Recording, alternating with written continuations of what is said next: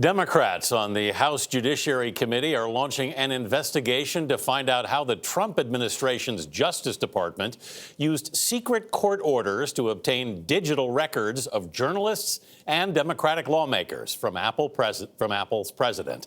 Biden's Attorney General Merrick Garland has ordered an independent investigation into what happened. Jeff Pegues is at the Justice Department. Jeff, good morning. Anthony, those secret subpoenas didn't just target journalists and Democrats, but according to the New York Times, they also targeted the electronic devices of former White House counsel Don McGahn. And now lawmakers here in Washington, they're demanding answers. The notion that any president, via political appointees, could manipulate our democratic system to tap into personal data has the fingerprints of a dictatorship all over it. Lawmakers on Capitol Hill clashed over investigations into the Trump Justice Department's secret subpoenas of members of Congress and the media. There's no need for a partisan circus here in the Congress. In a statement announcing the House Judiciary Committee investigation Monday, Chairman Jerrold Nadler alleged that the Department of Justice used criminal investigations as a pretext to spy on President Trump's perceived political enemies.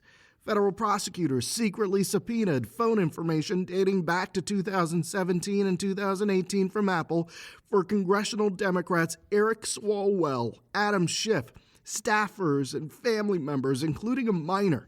Reporters' records were also subpoenaed in connection with leak investigations. This is about the flow of information to the public. On Monday, media executives met with Attorney General Merrick Garland to address the growing controversy which started under his predecessors. Former Attorneys General Jeff Sessions and William Barr have denied knowing about the subpoenas. Former DOJ Acting Assistant Attorney General for National Security Mary McCord says that would be unusual. I would say this is something that would have had to go all the way up the flagpole to the highest levels of the department for approval.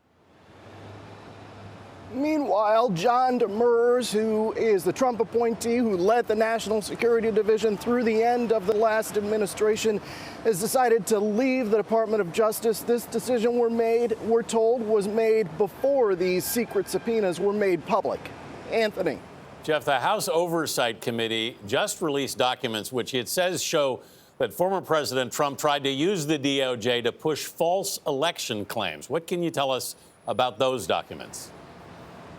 Yeah, these documents allege that last December, then former President Trump at that time sent an email or had an assistant send an email to then Deputy Attorney General Jeffrey Rosen. That email contained, we're told, false election claims in the state of Michigan. We're also told that less than an hour later, President Trump then tweeted out that William Barr, who was then the Attorney General, would be stepping down and that Mr. Rosen would be taking over as acting Attorney General at the Department of Justice. It was, of course, William Barr who said publicly that there was no widespread election fraud. Anthony. Jeff Pegues. Thank you, Jeff.